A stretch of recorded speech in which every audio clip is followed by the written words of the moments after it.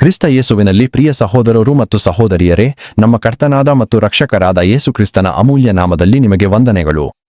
ಈ ತಿಂಗಳ ಆಶಾ ಮತ್ತು ವಾಗ್ದಾನದ ಸಂದೇಶದ ಮೂಲಕ ನಿಮ್ಮೊಂದಿಗೆ ಸಂಪರ್ಕ ಸಾಧಿಸುವುದು ನನಗೆ ಸಂತೋಷವನ್ನು ನೀಡುತ್ತದೆ. ಈ ಹೊಸ ತಿಂಗಳಲ್ಲಿ ನಾವು ಗಣನೆಗಳ ಪುಸ್ತಕ 23ನೇ ಅಧ್ಯಾಯ 20ನೇ ವಚನವನ್ನ ದೇವರ ವಾಗ್ದಾನವಾಗಿ ಧ್ಯಾನಿಸೋಣ. ಈಗೋ, ಆಶೀರ್ವದಿಸಲು ನನಗೆ ಆಜ್ಞೆ ದೊರೆತಿದೆ.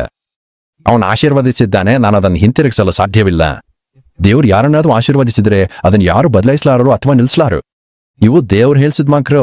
ಈ ಮಾತುಗಳನ್ನು ಬಿಳಾಮನ ಬಾಯಿಗೆ ದೇವರು ಹಾಕಿದ್ರು. ದೇವರು ಒಂದು ವಾಗ್ದಾನವನ್ನ ಮಾಡಿದ್ರೆ ಅದನ್ನು ನೆರವೇರಿಸಲು ಅವನು ಅಗತ್ಯವಿರುವ ಎಲ್ಲಾ ಕಾಲ, ಶಕ್ತಿ ಮತ್ತು ಸಾಧನಗಳನ್ನು ಹೊಂದಿದ್ದಾನೆ. ನಮ್ಮ ಜೀವನದಲ್ಲಿ ಪರಿಸ್ಥಿತಿಗಳು, ದೇವರ ವಾಗ್ದಾನಗಳು ನೆರವೇರಲು ಅನುಕೂಲಕರವಾಗಿರದಿದ್ರೂ ಸಹ ಅವನ ವಾಗ್ದಾನಗಳು ತಪ್ಪದೇ ನೆರವೇರುತ್ತವೆ. ಆದರೆ ಅವನ ವಾಕ್ಯವು ನೆರವೇರಲು ನಮ್ಮ ಜೀವನದಲ್ಲಿ ನಾವು ಪಾಲಿಸಬೇಕಾದ ಕೆಲವು ವಿಷಯಗಳಿವೆ. ನಮ್ಮ ಜೀವನದಲ್ಲಿ ದೇವರ ವಾಗ್ದಾನಗಳು ನೆರವೇರಲು ಅತ್ಯಂತ ಮುಖ್ಯವಾದ ಪಾತ್ರ ಅವನಿಗೆ ವಿಧೇಯರಾಗಿರುವುದಾಗಿದೆ. ನಾವು ಅವನ ವಾಕ್ಯಕ್ಕೆ ವಿಧೇಯರಾಗದೆ ಹೋದ್ರೆ ದೇವರು ನಮ್ಮ ಜೀವನಕ್ಕಾಗಿ ಯೋಜಿಸಿರುವ ಆಶೀರ್ವಾದಗಳು ಮತ್ತು ವಾಗ್ದಾನಗಳು ವಿಳಂಬವಾಗ್ತವೆ ಮತ್ತು ಕೆಲವೊಮ್ಮೆ ನೆರವೇರದೆ ಹೋಗಬಹುದು. ನೀವು ಸಿದ್ಧರಾಗಿದ್ದು ವಿಧೇಯರಾಗಿದ್ರೆ ನೀವು ಈ ದೇಶದ ಉತ್ತಮವನ್ನ ಅನುಭವಿಸುವಿರಿ ಎಂದು ಹೇಳಲಾಗಿದೆ. ಯೆಶಾಯ 1 ಅಧ್ಯಾಯ 19ನೇ ವಚನ. ಇಂದು ಅನೇಕ ವಿಶ್ವಾಸಿಗಳು ದೇವರ ವಾಕ್ಯವನ್ನ ಕೇಳ್ತಾರೆ, ಆದರೆ ಅದನ್ನು ಪಾಲಿಸಿ ತಮ್ಮ ಜೀವನದಲ್ಲಿ ಅಳವಡಿಸಿಕೊಳ್ಳೋದಿಲ್ಲ. ವಾಕ್ಯವನ್ನು ಕೇಳೋದ್ರಿಂದ ಮಾತ್ರ ಜೀವನದಲ್ಲಿ ಬದಲಾವಣೆ ಬರೋದಿಲ್ಲ. ನಾವು ಅದನ್ನ ಪಾಲಿಸಿದಾಗ ಮಾತ್ರ ಪರಿವರ್ತನೆಯನ್ನ ನೋಡಬಹುದು. ನಾನು ತಕ್ಷಣವೇ ಮುಂದಾದೆ, ನಿನ್ನ ಆಜ್ಞೆಗಳನ್ನ ಪಾಲಿಸಲು ನಾನು ವಿಳಂಬ ಮಾಡಿಲ್ಲ. ಕೀರ್ತನೆ 119 ವಚನ 60. ದಾವೀದನು ದೇವರ ವಾಕ್ಯಕ್ಕೆ ತಕ್ಷಣವೇ ವಿಧೇಯನಾದನು. ಸೌಲು ದೇವರ ವಾಕ್ಯಕ್ಕೆ ವಿಧೇಯನಾಗಲಿಲ್ಲ, ಆದ್ದರಿಂದ ಅವನು ತನ್ನ ರಾಜ್ಯವನ್ನ ಕಳ್ಕೊಂಡನು. ಆಗ ಶಮುವೇಲು ಸೌಲಿಗೆ ಹೇಳಿದನು, ನಾನು ನಿನ್ನೊಡನೆ ಹಿಂದಿರುಗುವುದಿಲ್ಲ, ಏಕೆಂದರೆ ನೀನು ಯೆಹೋವನ ವಾಕ್ಯವನ್ನ ತಿರಸ್ಕರಿಸಿದ್ದೀ. ಯೆಹೋವನು ನಿನ್ನನ್ನು ಇಸ್ರಾಯೇಲಿನ ಮೇಲೆ ರಾಜನಾಗಿರಲು ತಿರಸ್ಕರಿಸಿದ್ದಾನೆ. 1 ಶಮುವೇಲು 11ನೇ ಅಧ್ಯಾಯ 22ನೇ ವಚನ. ದೇವರು ದಾವೀದನ ಬಗ್ಗೆ ಸಾಕ್ಷಿ ನೀಡಿದನು, ನಾನು ನನ್ನ ಹೃದಯಕ್ಕೆ ತಕ್ಕವನನ್ನು ಕಂಡಿದ್ದೇನೆ ಎಂದು. ಅವನು ನನ್ನಿಚ್ಛೆಯಲ್ಲವನ್ನು ನೆರವೇರಿಸುವನು. ಇಂದು ಅನೇಕರು ದೇವರ ವಾಕ್ಯಕ್ಕೆ ವಿಧೇಯರಾಗದಿರುವುದಕ್ಕೆ ತಮ್ಮ ಪರಿಸ್ಥಿತಿಗಳನ್ನು ಕಾರಣವಾಗಿ ಹೇಳ್ತಾರೆ. ಆದರೆ ದಾವೀದನು ತನ್ನ ಸಂಕಟ, ಮಾನಸಿಕ ಒತ್ತಡ ಮತ್ತು ಹೋರಾಟಗಳ ಮಧ್ಯೆಯೂ ದೇವರಿಗೆ ವಿಧೇಯನಾಗಿದ್ದನು. ದಾವೀದನು ಸೌಲನು ಕಳುಹಿಸಿದ ಎಲ್ಲೆಡೆ ಹೋಗಿ ಜಾಣ್ಮೆಯಿಂದ ನಡ್ಕೊಂಡನು. ಅವನು ಎಲ್ಲ ಜನರ ದೃಷ್ಟಿಯಲ್ಲಿ ಮತ್ತು ಸೌಲನ ಸೇವಕರ ದೃಷ್ಟಿಯಲ್ಲಿಯೂ ಮೆಚ್ಚುಗೆಯನ್ನು ಗಳಿಸಿದ್ದನು. ದಾವೀದನು ಫಿಲಿಸ್ತೀಯನನ್ನು ಕೊಂದು ಹಿಂದಿರುಗಿದಾಗ ಹೆಂಗಸರು ನೃತ್ಯ ಮಾಡಿ ಪರಸ್ಪರ ಹಾಡುತ್ತಿದ್ದರು. ಸೌಲನು 1000ರನ್ನು ಕೊಂದನು, ದಾವೀದನು 10,000ರನ್ನು ಕೊಂದನು ಎಂದು. ಈ ಮಾತು ಸೌಲನಿಗೆ ತುಂಬಾ ಅಸಹ್ಯವಾಯಿತು. ಅವನು ದಾವೀದನ ಮೇಲೆ ಕೋಪಗೊಂಡನು. ಆ ದಿನದಿಂದ ಸೌಲನು ದಾವೀದನನ್ನು ಅಸೂಯೆಯಿಂದ ನೋಡತೊಡಗಿದನು. ಸೌಲನು ದಾವೀದನನ್ನು 20 ಬಾರಿ ಕೊಲ್ಲಲು ಯತ್ನಿಸಿದನು. ಸೌಲನು ತಾನು ಕೊಲ್ಲುತ್ತಾನೆ ಎಂಬುದನ್ನು ಅರಿತ ದಾವೀದನು ಮನಸ್ಸು ಕುಗ್ಗಿ ಫಿಲಿಸ್ತೀಯರ ದೇಶಕ್ಕೆ ಹೋಗಿದನು. ದಾವೀದನು ತನ್ನ ಹೃದಯದಲ್ಲಿ, ಒಂದಿನ ನಾನು ಸೌಲನ ಕೈಯಲ್ಲಿ ಸಾಯುವೆನೋ ಎಂದುಕೊಂಡನು. ನಾನು ಬೇಗನೆ ಫಿಲಿಸ್ತೀಯರ ದೇಶಕ್ಕೆ ಓಡಿ ಹೋಗುವುದು ನನಗೆ ಉತ್ತಮ ಎಂದು ನನಗನ್ಸುತ್ತೆ.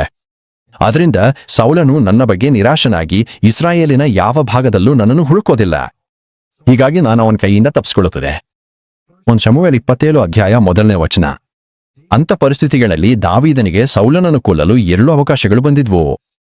ಆದರೆ ದಾವೀದನು ದೇವರ ವಾಕ್ಯಕ್ಕೆ ವಿಧೇಯನಾಗಿ ಆ ಅವಕಾಶಗಳನ್ನ ಸೌಲನನ್ನ ಕೊಲ್ಲನು ಬಳಸಲಿಲ್ಲ. ಅವನು ಘೋಷಿಸಿದನು, ಸೌಲನ್ ಕರ್ತನ ಅಭಿಷೇಕ್ತನು.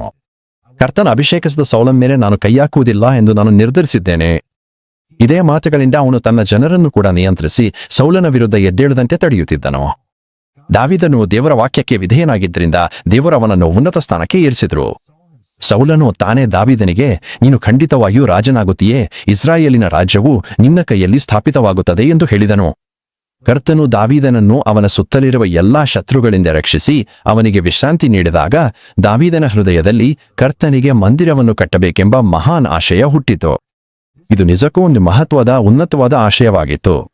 ಆದರೆ ದೇವರು ದಾವೀದನಿಗೆ, ನೀನ್ ನನಗೆ ವಾಸ ಮಾಡಲು ಮನೆ ಕಟ್ಟುತ್ತೀಯಾ ಎಂದು ಕೇಳಿದನು. ದೇವರು ದಾವೀದನ ಉತ್ತಮ ಉದ್ದೇಶಕ್ಕೆ ಇಲ್ಲ ಎಂಬ ಉತ್ತರವನ್ನು ನೀಡಿದರು. ದಾವೀದನು ಕರ್ತನ ಉತ್ತರವನ್ನು ಶಾಂತವಾಗಿ ಸ್ವೀಕರಿಸಿದನು. ಅವನು ದೇವರೊಂದಿಗೆ ವಾರಿಸಲಿಲ್ಲ ಅಥವಾ ತನ್ನ ಇಚ್ಛೆಗಳು ಪೂರೈಸಬೇಕು ಎಂದು ಹಠದಿಂದ ಒತ್ತಾಯಿಸಲಿಲ್ಲ. ಅನೇಕ ಬಾರಿ ದೇವರು ನಮ್ಮ ಇಚ್ಛೆಗಳನ್ನು ಪೂರೈಸಿದಾಗ ನಾವು ಉಪವಾಸ, ಪ್ರಾರ್ಥನೆ, ಹರಕೆ ಅಥವಾ ಬೇರೆ ಯಾವುದಾದ್ರೂ ಮಾರ್ಗದಿಂದ ದೇವರನ್ನು ನಮ್ಮ ಇಚ್ಛೆಯಂತೆ ನಡೆಯಿಸಲು ಪ್ರಯತ್ನಿಸ್ತೇವೆ. ಆದರೆ ಸತ್ಯವೇನೋ, ನಮ್ಮ ಸಣ್ಣಾಸೆಗಿಂತ ದೇವರಿಗೆ ನಮ್ಮಿಗಾಡಿ ಬಹಳ ದೊಡ್ಡದು, ಆಳವಾದದು ಮತ್ತು ಉನ್ನತವಾದ ಯೋಜನೆ ಇದೆ. ದಾವೀದನ ಆಸೆ ಪೂರೈಸಲಾಗದಿದ್ದರೂ ಸಹ ಅವನು ದೇವರ ವಾಕ್ಯಕ್ಕೆ ಸಂಪೂರ್ಣವಾಗಿ ವಿಧೇಯನಾಗಿದ್ದನು.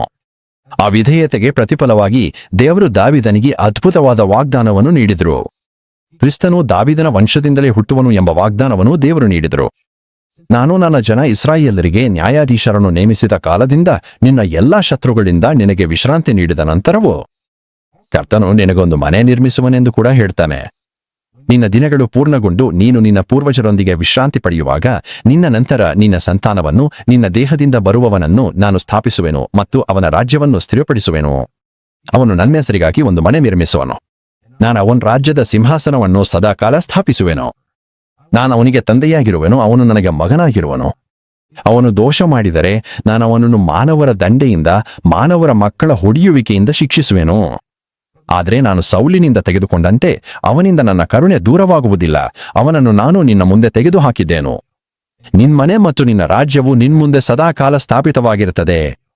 ನಿನ್ನ ಸಿಂಹಾಸನವು ಸದಾಕಾಲ ಸ್ಥಾಪಿತವಾಗಿರುತ್ತದೆ. 2 ಶಮುವೇಲ 7:11-16 ವಚನಗಳು. ನಮ್ಮ ಆಸೆಗಳು ಮತ್ತು ದೇವರ ಇಚ್ಛೆ ಒಂದೇ ಅಲ್ಲ. ನಮ್ಮ ಸ್ವಂತ ಆಸೆಗಳು ಒಳ್ಳೆಯದಾಗಿ ಕಾಣಿಸಿದ್ರೂ ಸಹ ದೇವರಿಗೆ ಇನ್ನೂ ಉನ್ನತವಾದ ಅತ್ಯುತ್ತಮವಾದ ಉದ್ದೇಶವಿದೆ.